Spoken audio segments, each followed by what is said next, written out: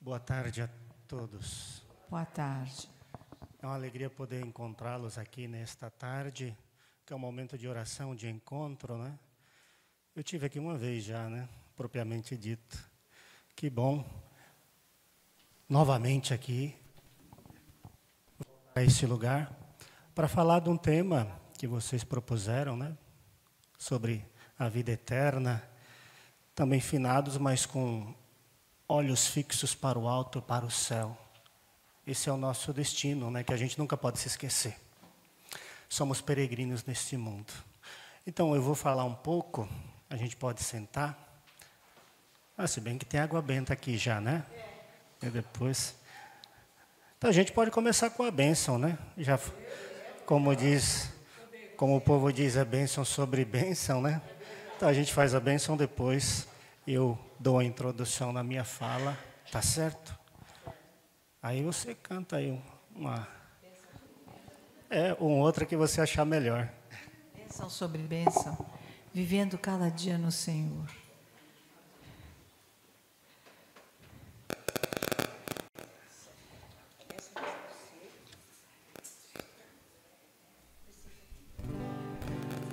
É bênção sobre bênção, é bênção sobre bênção, vivendo cada dia no Senhor. É bênção sobre bênção, é bênção sobre bênção, vivendo cada dia no Senhor. Irmãos, vocês também são uma bênção para nós. Que seria da nossa vida sem vocês? Aperte a nossa mão, sinta o coração bater. Nós te amamos porque vemos Cristo em ti. Amém. Obrigado, obrigado. Então, quando a Ruth e a Maria Teresa, não conta para ninguém não, mas a Maria Teresa arruma qualquer rosto. Qualquer fotografia ela arruma. Pois é. É dar uma melhorada, né? A gente não pode se iludir com essas coisas, dizem, né? Mas dá uma melhorada. Então, quando elas falaram da possibilidade de eu vir aqui, esse é um tema também que a gente tem estudado, por força da fé, obviamente, né? Mas também na faculdade, lá no Ipiranga. A primeira palavra que veio na minha mente foi saudade, para falar desse tema. Saudade. Que é uma palavra muito nossa, né? Muito brasileira. Que diz que só tem no nosso idioma, né? No português. É possível traduzir de outro modo, mas como saudade. Porque a questão da saudade nunca compreendida como saudosismo, não. Para nós cristãos, para nós católicos, a vida como dom de Deus, ela tem o seu percurso natural de fé, mas ela tem o seu destino. Por isso se diz que nós somos peregrinos neste mundo. Então, nesse sentido, modo de dizer, 3 fotografias.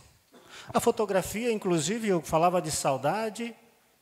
Talvez muitos de nós tenhamos ainda em nossas casas, talvez na escrivaninha, em algum lugar, no quarto, a foto de um ente querido, de uma pessoa que não está mais entre nós, e talvez por algum motivo.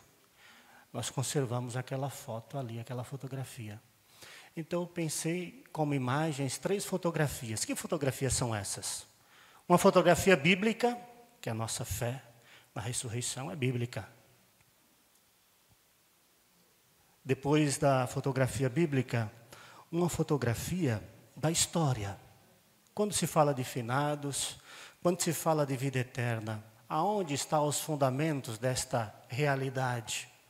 Aonde estão os fundamentos desta fé, ou desse desenrolar da vida, que toca a todos, como sabemos, santos e religiosos, mas mesmo que alguém diga não ter fé,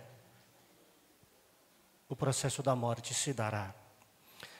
Depois da segunda fotografia, a terceira fotografia. O que o magistério, a igreja, nesse sentido, nos ensina acerca desse argumento? O que a igreja diz? O que os santos disseram que podem nos ajudar hoje? Daqui a pouco também vamos celebrar Dia de Todos os Santos, né? Na maior parte do mundo se celebra dia 1º, como se sabe. Mas no Brasil, por força, é colocado para o domingo, né? Para a maioria dos fiéis poderem participar. Como imagem bíblica, a primeira fotografia. Quem é que não lembra, por exemplo, do livro de Jó? Se alguém quiser anotar na lousa, não sei se alguém poderia. Jó, capítulo 19, versículos 23 a 27. 19, 23 a 27. É uma das leituras que a gente pode ouvir na missa de finados, no dia 2. É uma possibilidade porque tem um leque de opções, né? Diz assim o texto. A depender da Bíblia tem diferenças, evidentemente.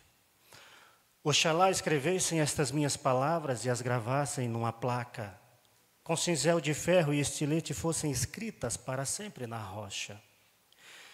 Eu sei que o meu Redentor está vivo e que no fim se levantará acima do pó. Mesmo com a pele aos pedaços e em carne viva, eu verei a Deus. Eu mesmo o verei, e não outro. Eu o verei com os meus próprios olhos. Minhas entranhas queimam dentro de mim. Bom, todos nós conhecemos a história de Jó, né?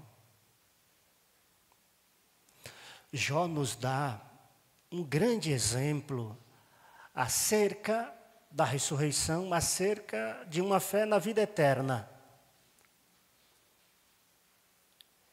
E esta certeza de Jó, porque muitos amigos, como se sabe, vão criticar Jó, dizendo que ele estaria errado, estaria em pecado. Jó não crê nisso. E Deus vai lembrar da fidelidade de Jó. Jó, então, numa profunda fé, reconhece: não, eu sei que Deus não me abandonará, mesmo diante daquilo que está me acontecendo agora. Essa profissão de fé de Jó, quando tudo parece desmoronar, inclusive a sua própria vida, a sua própria pele, o que Jó faz? Continua sendo fiel. A fé na ressurreição, ela se dá na história, mas ela, como se diz, é meta-histórica, vai além da história. É fé. Não por acaso tem um texto famoso que vai dizer,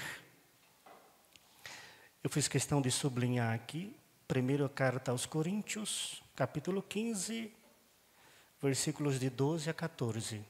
É um dos textos famosos de São Paulo acerca da ressurreição. Primeira carta aos Coríntios, capítulo 15, versículos de 12 a 14. Todos nós já ouvimos esse texto. São Paulo começa dizendo, andam dizendo por aí que não há ressurreição da carne. E ele diz, ora, se prega que Jesus ressuscitou dentre os mortos, como dizem alguns de vós, que não há ressurreição dentre os mortos? Se não há ressurreição dos mortos, nem Cristo ressuscitou. Se Cristo não ressuscitou, é vã a nossa pregação e também é vã a nossa fé. é vã a nossa pregação, é vã a nossa fé. As nossas orações não teriam sentido. A meditação da Sagrada Escritura não teria muito sentido. A participação dos sacramentos na Santa Missa, tudo isso perderia muito do valor sem a ressurreição de nosso Senhor Jesus Cristo. Porque toda Santa Missa, todo sacramento que celebramos, que participamos, o que se anuncia ali na verdade? A vitória, a Páscoa de Cristo, né? A sua paixão, a sua morte e a sua ressurreição. Não é um evento a mais, por assim dizer, mas uma fé celebrada, uma fé vivida, que nos coloca em comunhão profunda com Deus e com os irmãos e com a igreja. Mas há um outro texto ainda que eu queria aqui lembrar, que é bastante conhecido também. João, capítulo 6, o famoso pão do céu, né? Capítulo 6, versículo 54. João, capítulo 6, versículo 54. Todo aquele que come a minha carne e beber o meu sangue tem a vida eterna, e eu o ressuscitarei no último dia. Quando falam para nós de vida eterna, pelo menos com perspectiva, é para hoje ou é para ontem? Como perspectiva, na maioria das vezes, a gente ouve como? Para ontem, para hoje ou para ontem, quero dizer? É para hoje. Mas muitas vezes a gente ouve que é para ontem como urgência. Mas muitas vezes a gente ouve que é para amanhã, né? O que é para amanhã? Para dizer que é para depois, né? Mas é isto que a Santa Mãe Igreja nos ensina. A palavra de Jesus dizia: quem come a minha carne e bebe meu sangue permanece em mim ou nele, e eu ressuscitarei no último dia. Quando Jesus vem a nós, esse último dia chegou. E como a Mãe Igreja diz, que ele vem para nós na Eucaristia. O último dia não está longe de nós, ele chega em cada missa, em cada sacramento. Foi quando eu cheguei aqui, Maria Teresa? Maria Teresa? Não, eu pergunto porque a minha memória não é das melhores, né? Para não chamar de nome errado. Ela falou que ia se confessar todos os 7 sacramentos. Quando a gente participa daquele sacramento, Jesus, que é o último dia na nossa vida, chegou. O que eu quero lembrar com isso? Que a vida eterna não é algo que virá somente. Mas é que os sacramentos, a Santa Mãe Igreja diz que Cristo vem a nós e nos dá hoje. Quem come a minha carne e bebe meu sangue, não é somente que terá é verdade, mas hoje já tem. É aquele texto, quem é que não lembra? Tantos textos que falam, de Zaqueu, quando Jesus vai na casa dele. Jesus não disse: amanhã a salvação entrará na tua casa. Hoje, a salvação entrou na tua casa. Por isso que, quando se fala de vida eterna, fazendo a conexão com os finados, com os entes queridos, nós falamos de uma vida eterna porque Cristo nos dá esta vida hoje, para nós que estamos aqui. Participar da sua graça redentora, com humildade, sabendo que isso vai ser levado à plenitude. Mas é vida eterna que vivemos. Por isso, a igreja diz que nós devemos viver uma vida pascal. Esta vida ressuscitada, que passa pela paixão, pela morte e ressurreição de nosso Senhor Jesus Cristo. Mas quero lembrar ainda um outro texto. Se a fotografia primeira é uma fotografia bíblica, esse texto também é muito famoso, também de João, capítulo 17, versículos de 1 a 3. João, capítulo 17, versículos de 1 a 3. Lá ele faz questão de dizer: o que é a vida eterna? O que é a vida eterna? Leio. Depois de falar estas coisas, Jesus ergueu os olhos ao céu e disse: Pai, chegou a hora, glorifica o teu Filho, para que o Filho glorifique a ti. Pois lhe desse poder sobre todos os homens, para que ele dê vida eterna a todos aqueles que lhe deste. Ora, a vida eterna é esta: que eles conheçam a ti, o único Deus verdadeiro, e aquele que tu enviaste, Jesus Cristo. Como síntese, a vida eterna é esta: que eles te conheçam a ti, o único Deus verdadeiro, e aquele que tu enviaste, Jesus Cristo. Por que é importante essa fotografia bíblica, muito embora tenhamos outros tantos textos? Tem um padre de nome Marco, esloveno jesuíta, ainda vivo, que tem alguns livros traduzidos aqui em português pela Paulina, se não me engano. Ele, ao comentar aquele texto de Lázaro, porque é lá naquele texto de Lázaro, quem lembra, é a única vez que Jesus chora por alguém que ele gosta, por alguém que ele ama. Tanto é que quando Jesus chora, a multidão, as pessoas que estão ao redor de Jesus disseram, vejam como ele o amava. De fato, nós normalmente só choramos por alguém que amamos. Por isso também sentimos saudade. Mas por que lembrei disso? Porque esse padre Marco diz: Jesus era muito íntimo de Lázaro, de Marta e Maria.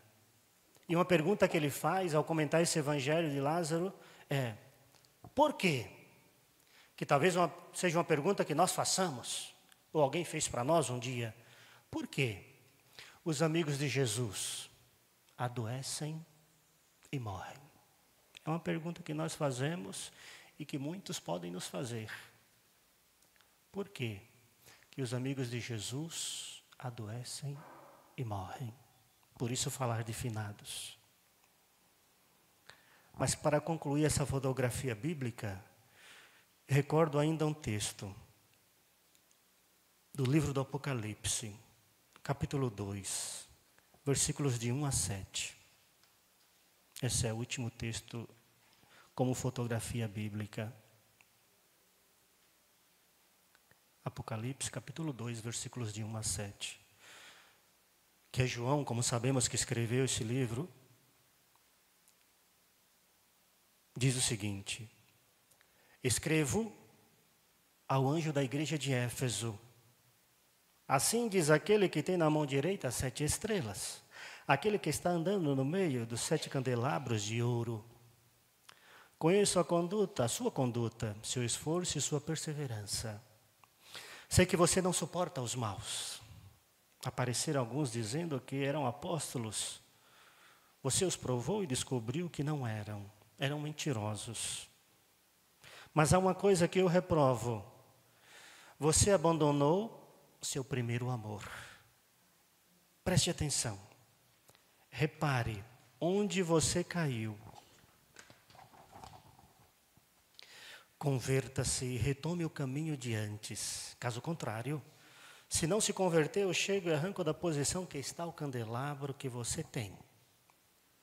Ainda uma coisa boa você tem. Detesta a conduta dos nicolaítas. Também eu detesto. Quem tem ouvidos, ouça o que o Espírito diz às igrejas. Ao vencedor eu darei como prêmio comer da árvore da vida que está no paraíso de Deus. Todo mundo lembra do livro do Gênesis, aonde Deus colocou Adão e Eva. No paraíso, tinham tudo. A árvore da vida, que é a cruz que fora perdida, lá no livro do Gênesis, devido ao pecado, é nos devolvida novamente em Jesus Cristo. Por isso, darei comer da árvore da vida, aonde a morte não terá mais poder sobre nós, sobre os filhos de Deus. Porque Cristo derrotou o último aguilhão a ser vencido, o último mal, a própria morte, o último inimigo a ser vencido. Darei de comer a árvore da vida, isto é, a morte não terá mais força sobre nós, sobre cada um de nós, porque Cristo na cruz, a árvore da vida, venceu tudo isto. É importante recordar porque Todos devem lembrar um dos textos da Páscoa, sobretudo ali depois do Sábado Santo, no primeiro domingo da Páscoa. Madalena é a primeira que vai procurar Jesus, uma das primeiras. Quando ela vê um homem, o que ela pensa que é? Alguém lembra? Ela pensa que é alguém. O jardineiro. Não por acaso, tudo que havia começado no jardim do Éden, para nós a palavra jardim parece não ter muito valor. Em que sentido eu quero dizer?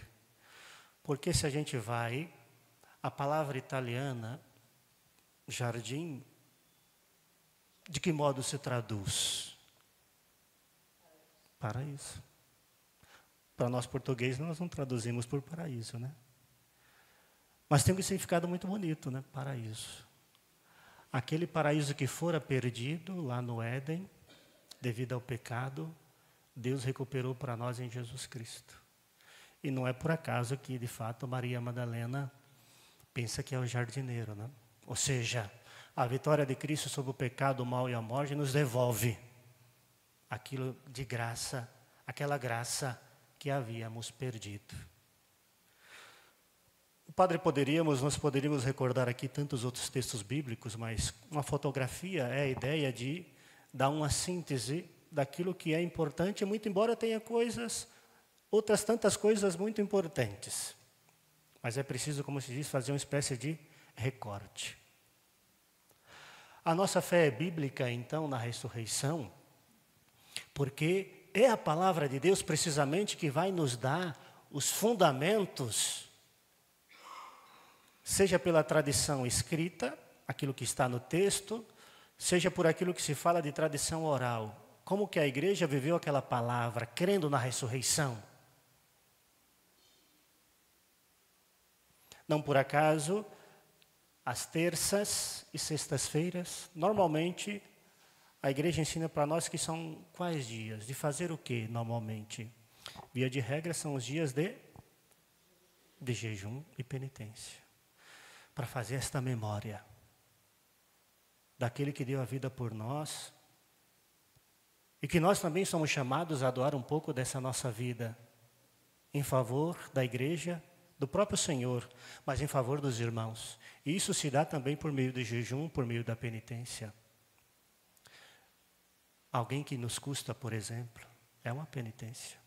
É claro, a gente também não pode cair num orgulho bobo, né?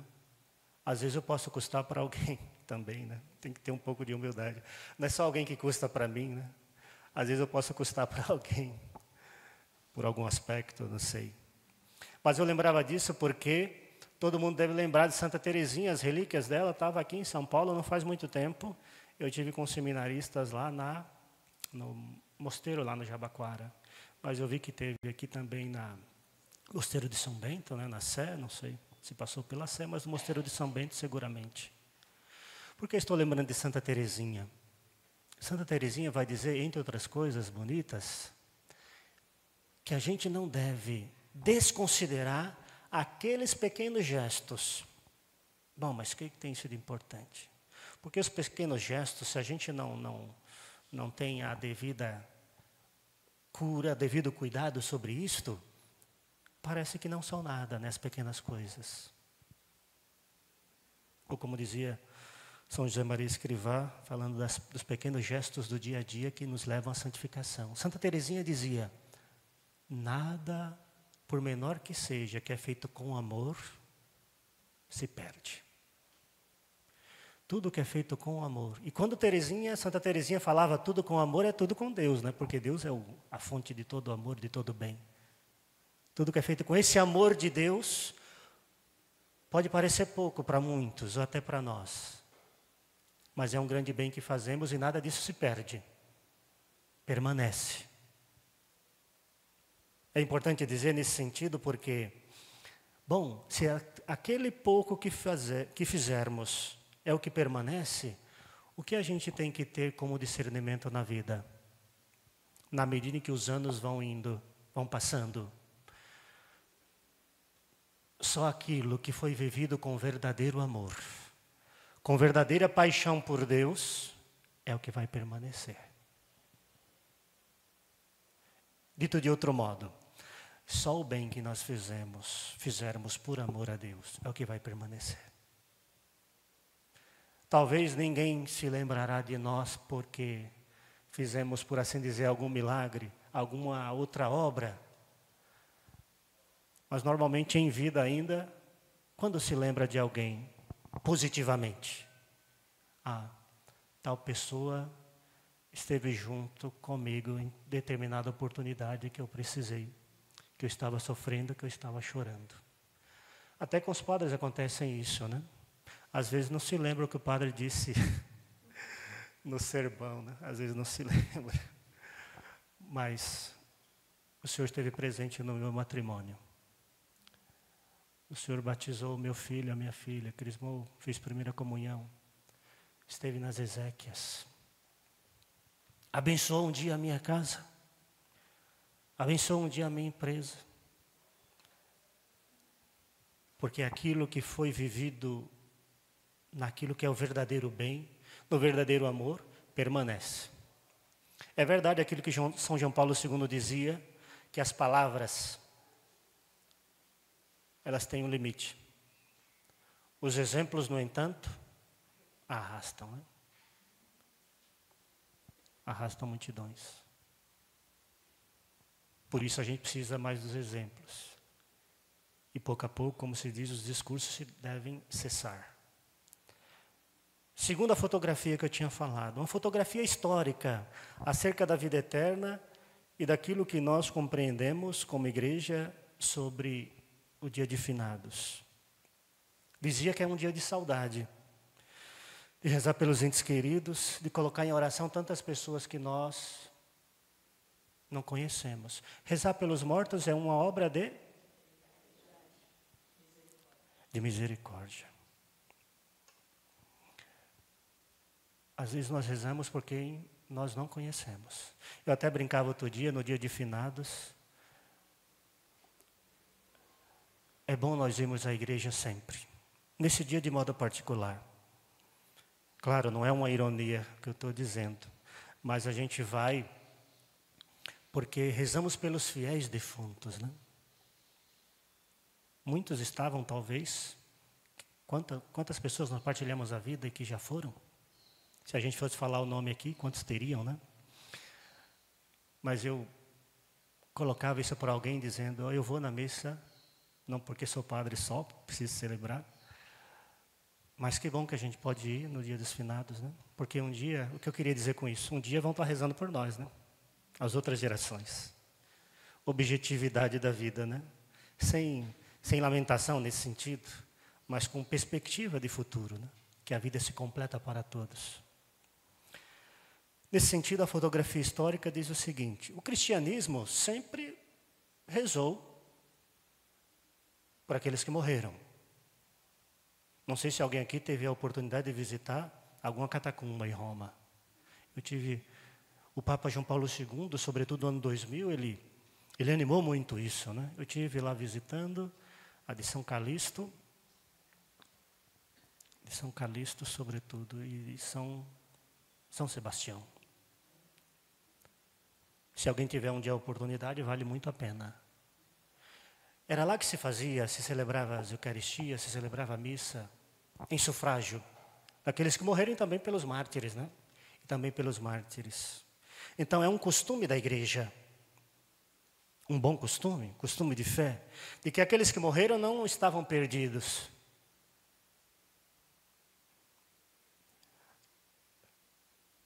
E isto é muito bonito na perspectiva da fé, porque para quem não tem fé, alguém morreu, não tem mais sentido falar. Acabou.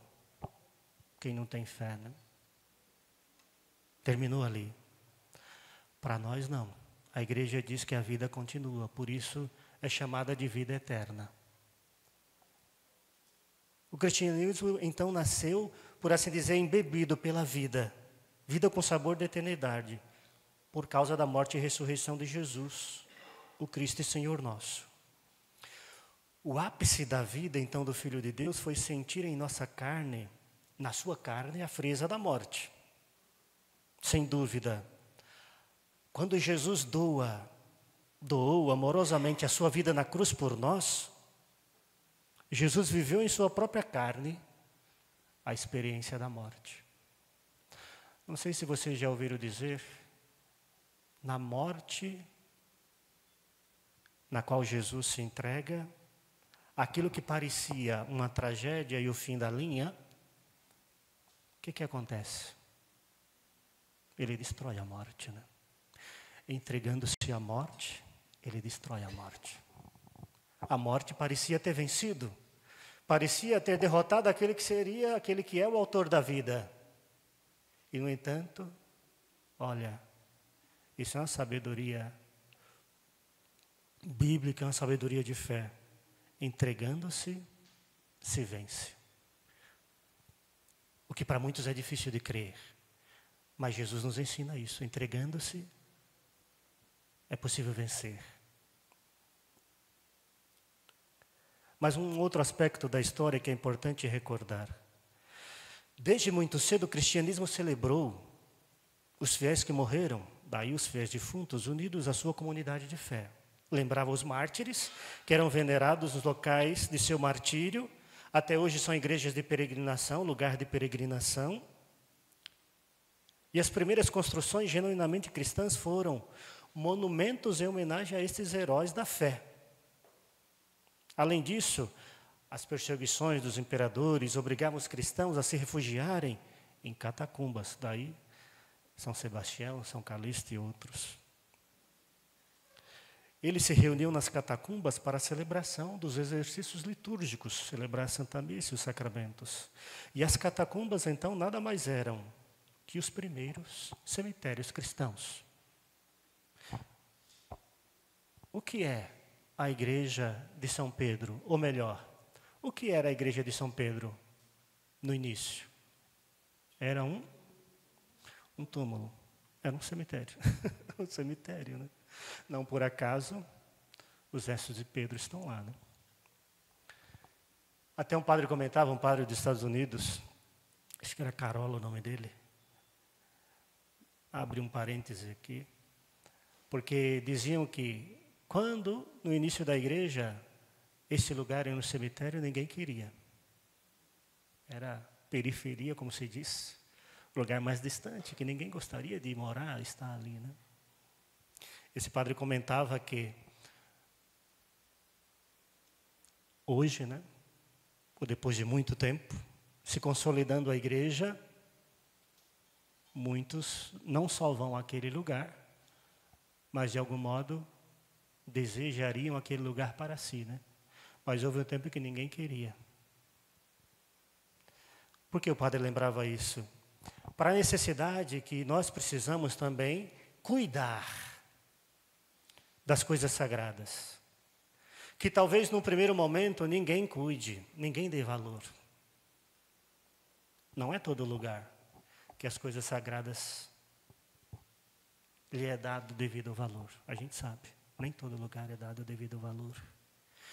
Mas nós somos como os guardiões dessa realidade.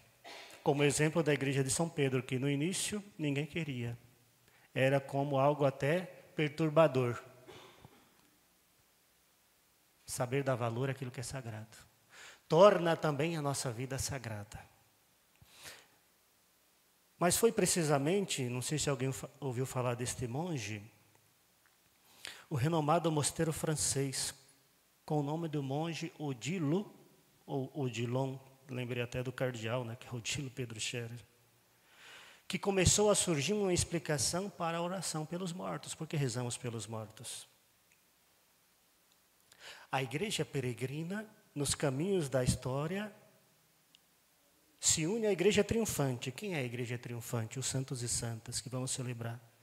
E a igreja padecente, aqueles que, mesmo mortos, ainda não tinham alcançado a plenitude da ressurreição. Por isso que rezamos pelas almas do purgatório. Esta união entre santos e pecadores, chamada de comunhão dos santos, já fazia parte da tradição cristã. e foi teologicamente elaborada pelo mestre da escolástica, São Tomás de Aquino. Nos seguintes termos, ele diz assim, esta realidade, traduz assim: assim como no corpo natural, a atividade de um membro se subordina ao bem-estar de todo o corpo, também no corpo espiritual, que é a igreja, acontece o mesmo. Eis porque todos os fiéis são um só corpo. O bem de um comunica-se ao outro. Para os protestantes, por exemplo, não há sentido em rezar por aqueles que morreram. Inclusive, eu encontrei essa experiência fazendo umas exéquias em algum cemitério aqui na cidade de São Paulo. Porque nós temos amigos, necessariamente não só católicos, né, que comungam da mesma fé.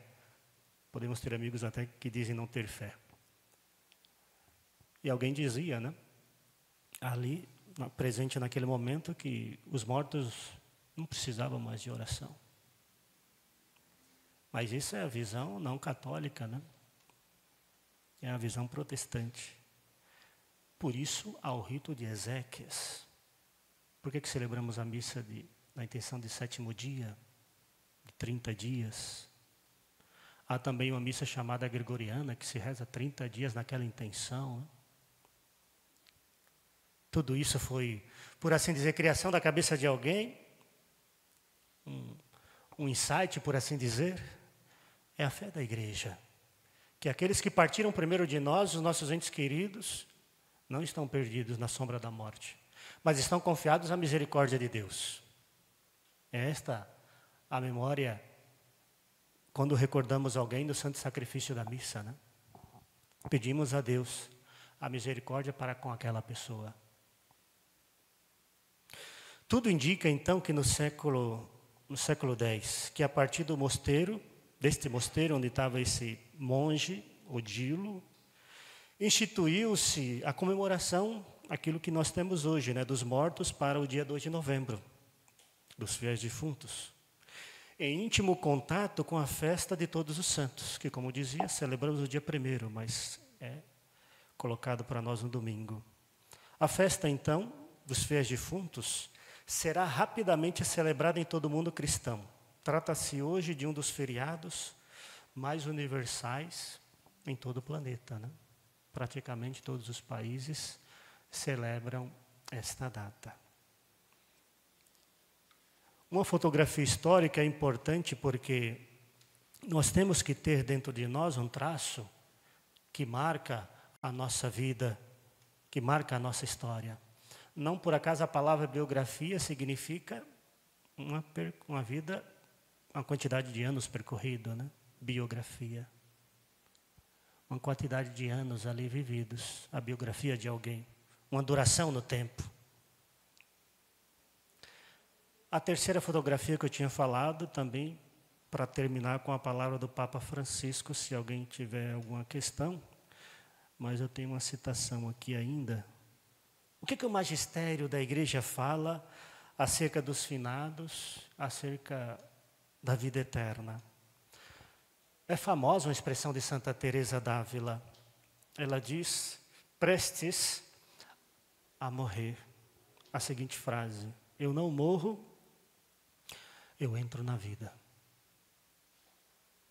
E ele entendia vida aqui, vida eterna, vida com letra maiúscula. Eu não morro, eu entro na vida. Percebe que os santos, nesse sentido, não lamentam a morte.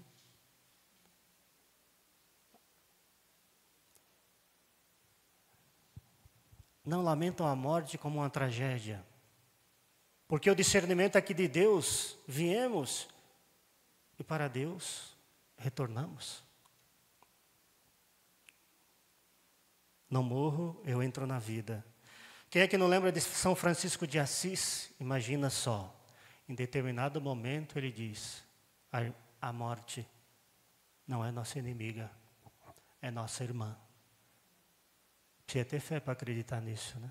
Chamar, nossa, a morte de irmã, tá fora da cabeça, né? Tem alguma razão? A impressão, depois de onde nós falamos, né? A pessoa pode nos olhar até com estranheza. São Francisco dizia isso porque a morte não é nossa inimiga, é nossa irmã. É ela que nos leva até os braços do Pai. Aquele que um dia nos chamou à vida, nos desejou. Isso é importante que São Francisco lembra porque, sobretudo, a morte é chamada natural. Lembro de uma experiência de uma amiga na São Geraldo das Perdizes, era seminarista ainda, e ela se despedia da mãe. Eu não era padre na época, e ela dizia, entre outras coisas, a Adeildo, né, o José Adeildo, eu precisei deixar minha mãe ir. Eu senti um momento que eu precisava deixar minha mãe. Eu disse, mãe, ela dizia, né, segurando a mão da minha mãe, vai. Chegou a hora. Vá em paz e reze por nós. Aquilo que se faz com amor, dizia Santa Teresinha, e São Francisco chamando a morte de irmã, é aquilo que nos permite viver cada momento com a paz de Deus em nossa vida. Ao momento da chegada, nos alegramos com o filho, quem é pai e mãe, que nasceu. Mas na fé também. Choramos porque sentimos e somos humanos, graças a Deus. Mas nos colocamos sob a proteção de Deus, confiando àquela pessoa querida, sobretudo pai e mãe, que precisa partir. É um gesto de amor, de fé, deixar o outro partir. Sobretudo, já com determinada idade, né? É um gesto de amor e de fé. Vai, mãe. Vai, pai.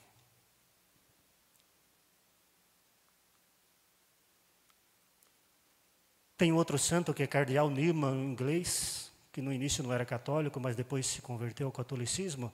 Ele foi beatificado pelo Papa Bento XVI e canonizado pelo Papa Francisco. Se não me falha a memória, em 2013 ainda, pelo Papa Francisco. Ele dizia a seguinte expressão: não se preocupe se a vida vai ter o fim. A vida vai ter o fim. Antes, se preocupe se a mesma não tiver um começo ou se ela não valeu a pena. Não se preocupe se a vida vai ter o fim. Na fé sabemos que tem para este mundo. Mas devemos antes nos preocupar se ela não valeu a pena ou de algum modo não teve um começo, no sentido de que vivemos aquela vida naquilo que valia a pena, nas coisas justas, buscando a santidade, como se diz. Se esta vida não for vivida assim, ela não começou. Ela não começou. Falava dos santos, porque Tiago Alberione, fundador dos Paulinos, ele comenta, não nos enganemos. Aliás, tem um livro que eu trouxe aqui, que é uma cópia, que eu não encontro em português, está em italiano. Os Novíssimos, meditado diante do Santíssimo Sacramento, na adoração. A morte, purgatório, inferno e céu. Ele todo dia meditava com a comunidade. Por que eu lembrei de Tiago Alberione? Porque ele fala, não é a quantidade de anos, porque a vida pode ser mal vivida, sem Deus.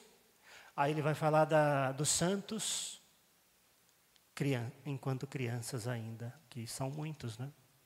Essas crianças, que nós lembramos como santas, viveram a vida não somente com o seu potencial, mas viveram a vida em plenitude, mesmo com poucos anos vividos. E aí ele cita São Luís Gonzaga, que morreu na peste em Milão, né? Ajudando as pessoas, ainda jovem, né? Outros santos que ele vai lembrar, que morreram ainda crianças. Mas ele vai dizer, não caiamos nessa ilusão, porque às vezes a quantidade de anos, se alguém viver muito e viver mal, não leva aquela pessoa à salvação, né? Nesse sentido ele dizia. Mas se hoje vive poucos anos, como ele citava as crianças, mas não perderam a salvação que lhes deu, que Deus lhe deu, lhe dera como dom, né? Nesse sentido, o importante aqui não é viver, por assim dizer, é sempre bom viver muitos anos, evidentemente, mas não é pouco ou muitos anos. O importante é num contexto ou no outro, viver uma vida com Deus. Esta é a realidade principal que devemos cultivar em nossa vida. Mas tem um outro santo que diz, São Vicente de Paulo, fundador dos Vicentinos e das Damas da Caridade. Olha o que ele diz em certo momento. Aquele que nós ajudamos nesta vida, aquele que fizemos o bem para eles, abrirão para nós as portas do céu. Quem de nós fez um bem nesta vida, as pequenas coisas? Muito provavelmente, quando chegarmos ao céu, e assim queira Deus, esta pessoa ou estas pessoas que abrirão a porta do céu para nós. Alguém viu aquele filme, não sei se é de 2012 ou 2011, mas ao meu ver é o melhor do gênero que fala de partida deste mundo. É Departures em inglês, né? Mas é a última partida. Alguém já ouviu esse filme? Já viu? Onde vocês andam? Onde vocês andam nessa vida? Eu falo porque foi um professor, Giuseppe Forlai, um padre italiano, que dava aula espiritualidade e escatologia sobre o fim, né, consumação do tempo. Vale muito a pena. Eu comprei. Bom, a gente falar de DVD, pensam que nós somos velhos, né? E se fala de fita, pior ainda. VHS, aí pronto. É o fim do mundo. Mas vale muito a pena. A última partida, Departures. A última partida. Eu não lembro quem produziu, mas ele deu porque o curso era Vida Espiritual e Escatologia. Fala da perspectiva, muitos já devem ter ouvido falar, da perspectiva japonesa de como eles entendem a morte. Olha aí, tá vendo? Mas vale a pena, não é um filme como se diz para ver uma vez só, né? Sobre a questão da morte, eu não vi que trate melhor. Tanto é que um jovem, uma pessoa lá, não é contando sobre o filme, o tal do spoiler, vou terminando, mas tem lá um especialista, porque eles têm o costume de pintar o corpo, né? Quando a pessoa morre. Alguns pensavam, mas será que a pessoa faz isso porque está enganando a morte? Não. No filme a gente vai ver muito porquê. Em sinal de agradecimento pelo bem que aquela pessoa que partiu fez na vida dos demais que ali estão. Nunca é por um querer enganar a morte, pintando a pessoa bonita, por assim dizer, esteticamente, né? É por vaidade, exatamente. Mas um agradecimento pelo bem que aquela pessoa foi na vida daquela família, né? Vale muito a pena. O profissional que cuida disso seria Thanato-esteta, né? Thanatos, como sabemos, é morte, né? Aquele Thanato-esteta é a pessoa que faz esse tipo de serviço. Vale muito a pena quando tiver oportunidade. Termino com a citação do Papa Francisco, uma homilia que ele fez em 2022, no dia 2 de novembro de 2022, e diz o seguinte: olhos fixos para o céu, irmãos e irmãs, alimentemos a expectativa do céu, exercitemos o desejo do paraíso, far-nos-á bem hoje perguntar-nos se os nossos desejos têm a ver com o céu. Pois corremos o risco de aspirar constantemente às coisas que passam, de confundir os desejos com as necessidades, de antepor as expectativas do mundo à espera de Deus. Mas perder de vista o que importa para perseguir o vento seria o maior erro da vida. Correr atrás do vento é tempo perdido. Olhemos para cima, porque estamos a caminho do alto, pertencemos a Deus. Pois as coisas daqui não irão para lá, não levaremos nada para o céu, só o bem que fizermos, o amor vivido. As melhores carreiras, os maiores sucessos, os títulos e reconhecimentos mais prestigiosos, a riqueza acumulada e os ganhos terrenos, tudo esvaecerá num instante, tudo. E todas as expectativas neles depositadas ficarão desapontadas para sempre.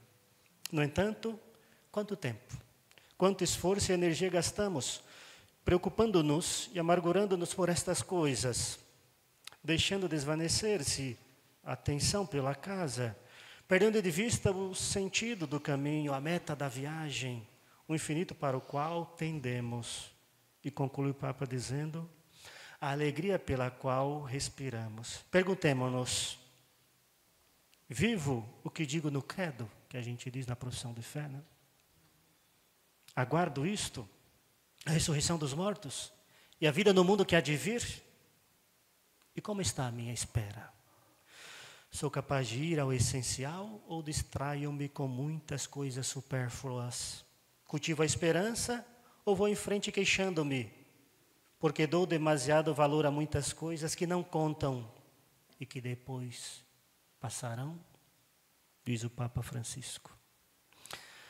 Dá-lhe, Senhor, o repouso eterno e brilhe para eles a vossa luz. Digamos juntos. Dá-lhe, Senhor, o repouso eterno e brilhe para eles a vossa luz. Novamente. Dá-lhe, Senhor, o repouso eterno e brilhe para eles a vossa luz. Então, se alguém tiver alguma pergunta, e se o padre puder responder, né? Se o padre não puder, depois a gente manda para o padre Miquelino. Enquanto vai pensando, não é propaganda não. Enquanto alguém vai pensando, se tiver alguma pergunta. Este é o livro, que na verdade é uma cópia, do padre Alberione. Eu posso deixar aí, alguém exercita até o italiano. Eu falei, não posso perder, é uma preciosidade. Que ele fala dos novíssimos meditado diante do Santíssimo Sacramento. Ele viu na obra, né, tem muita coisa já construída. Chega um momento que ele diz, é preciso formar as pessoas. É preciso formar a pessoa. Cada dia com a comunidade reunida, com a família paulina reunida, ele meditava diante do Santíssimo Sacramento e preparava-se para que não morresse sem estar preparado. Que significava confissão, né?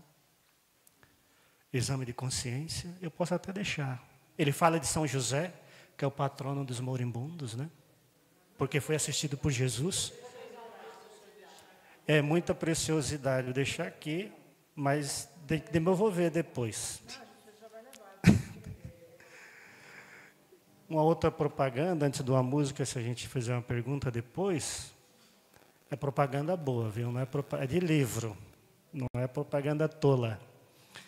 Tem esse de Olivier Clemente e o Padre Marco, ainda que tenha morrido, viverá. Tem em português também, pelas Paulinas. Ensaio sobre a ressurreição dos corpos. Não é longo, é uma bela leitura espiritual. É aqui que ele vai comentar por que os amigos de Jesus adoecem e morrem. E também, esse último aqui, a mesa de Betânia, também do Marco, Padre Marco, esloveno jesuíta, pela Paulinas. A mesa de Betânia, a fé, a tumba e a amizade. O título principal é A Mesa de Betânia. Para uma leitura espiritual. Claro, tem muita literatura sobre o tema, mas é uma possibilidade, ou são possibilidades, né? Vale muito a pena. Padre, eu tenho uma pergunta para fazer. Sim. Porque é pergunta que muita gente me faz. E eu acho que quando vem a resposta de um sacerdote, fica mais poderosa. Então é assim, a gente morre, e aí vem o primeiro juízo. Como é esse primeiro juízo? E se todo mundo vai para o purgatório? É isso que me perguntam sempre. E o que é o purgatório? Boa. Boa pergunta. Eu trouxe também aqui o catecismo, né? O primeiro juízo, o pessoal até pergunta também, né? Por que teremos o juízo final se a gente tem já o primeiro juízo, né? Então, o primeiro... Oi? O primeiro juízo já está bom, né? Por que o primeiro juízo? Quando nós nos colocamos diante de Deus, com aquilo que nós fizemos de bem e aquilo que não deu certo, a nossa bagagem, a nossa mala, né? O primeiro juízo vai indicar sobretudo o quê? Todo mundo vai para o primeiro juízo. Todo mundo tem que se apresentar diante de Deus. Quando eu falava dos santos, eu queria dizer o quê? Para os santos, não há temor nesse primeiro juízo. Porque ir ao encontro de Deus, aí é o encontro daquele que é a razão da vida. Nesse sentido, não há temor. porque procurei fazer o bem, mesmo tendo os meus pecados, né? Então todo mundo vai colocar-se diante de Deus. E depois você perguntou o que mesmo? Então, o purgatório, como diz o catecismo, eu até trouxe os números aqui. Há a condenação, como se diz, eterna, né? Quem não vai para a condenação eterna não tem jeito, né? Pelo próprio nome já diz, né? Deus nos livre da condenação eterna.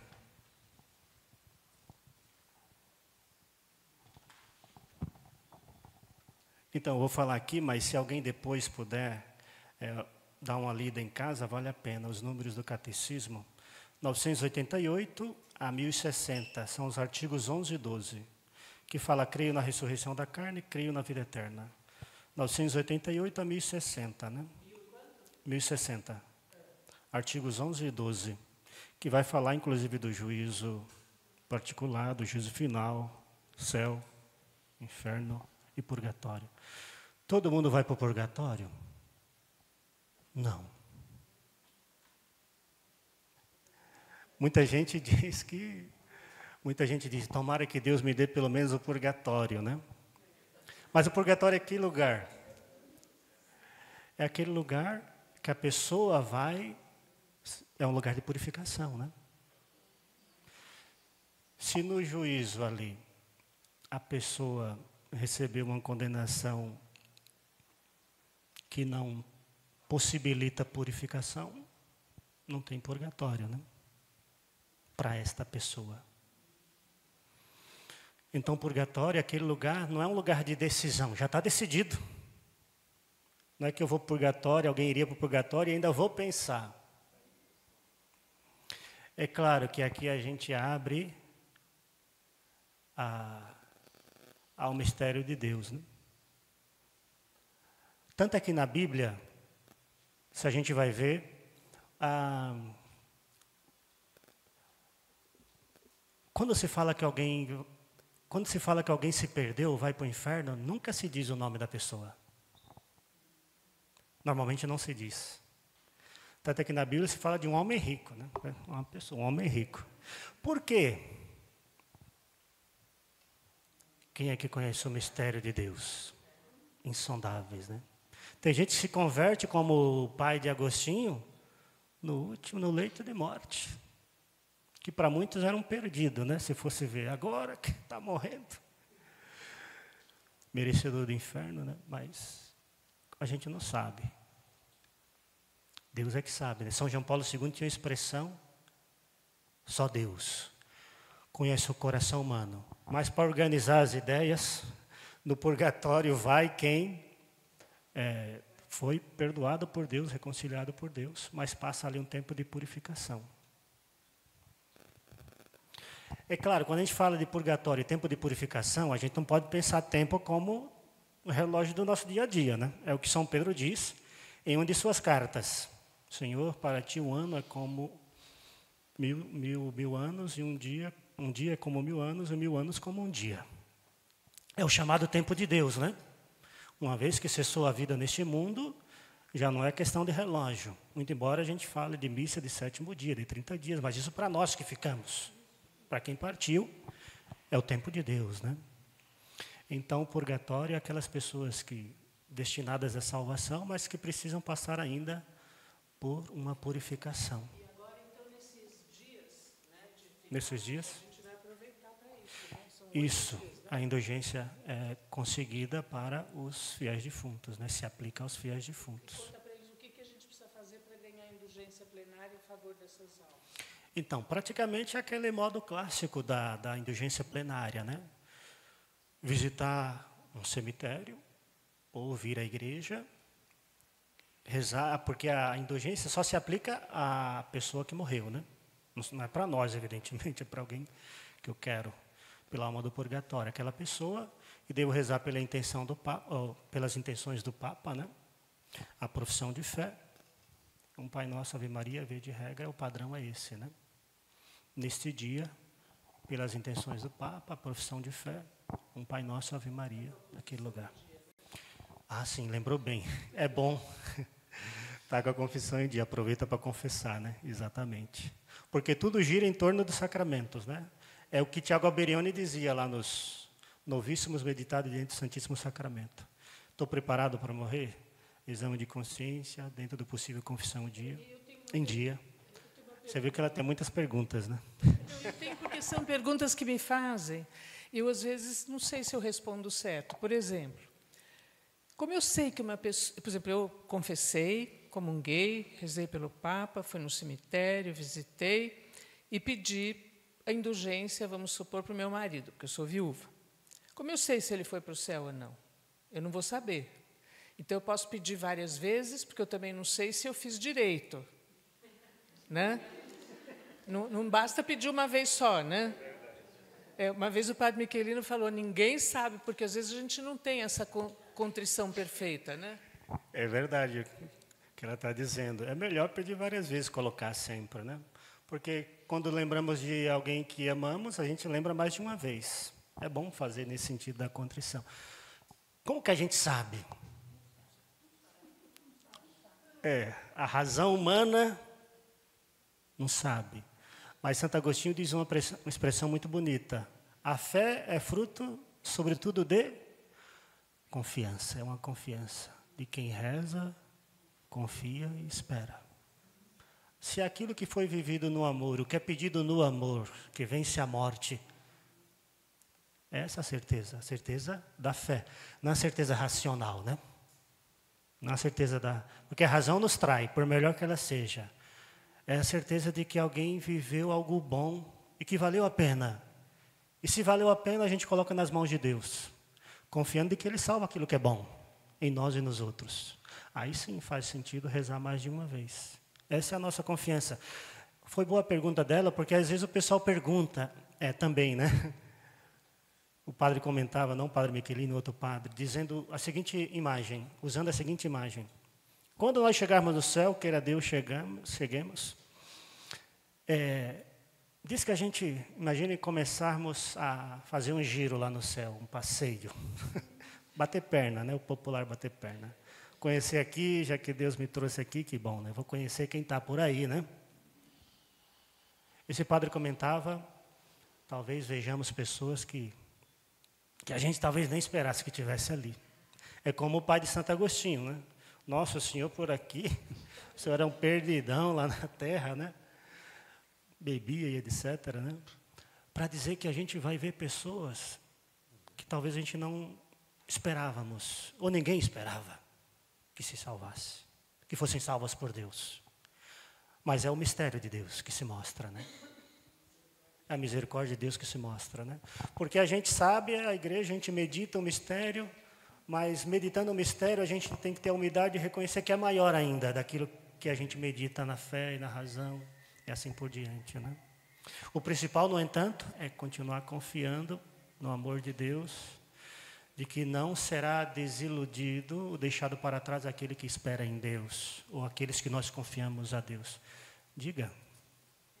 A história de ir no cemitério e rezar pelo ente querido, se a gente pode ir até esse cemitério, melhor.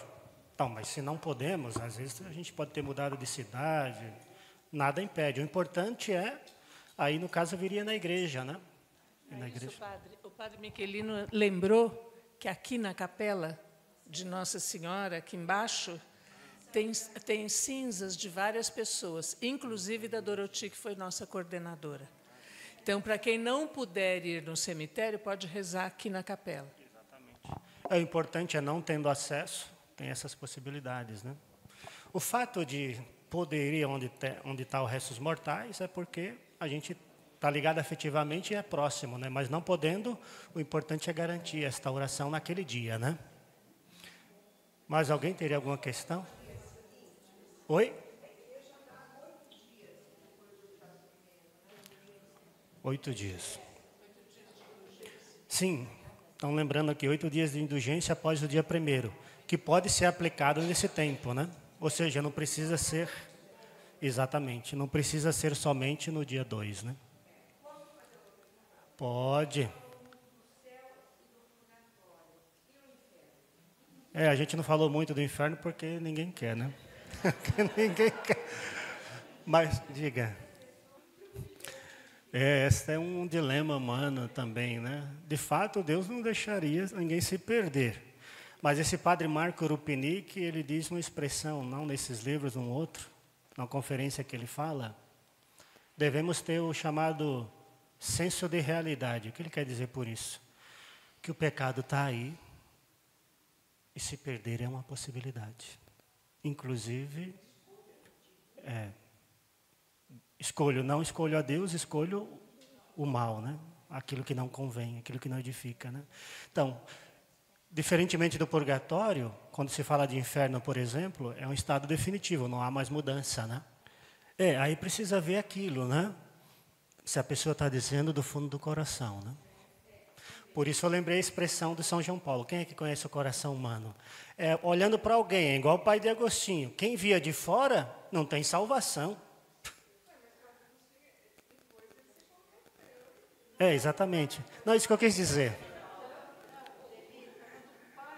Do pai de Santo Agostinho. Que só se converte no leito de morte, né? É batizado.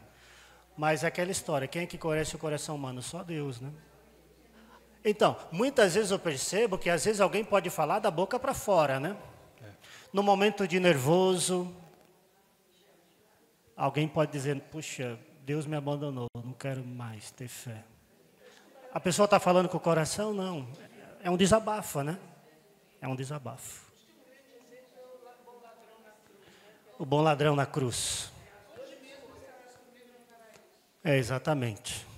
Diz que o bom ladrão era tão bom, né? Que conseguiu até a salvação, né? Não sei se alguém lembra, eu termino dizendo isso. A Catedral de São José dos Campos, o padroeiro ele tem um nome, o bom ladrão. Dimas, isso. A Catedral de São José, perto de nós, não é tão longe, né?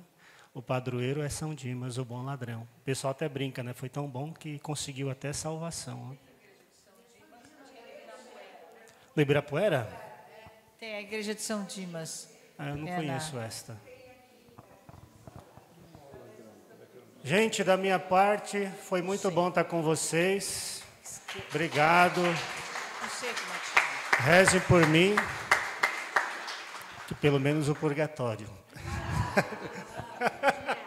Eu e minha casa servirei.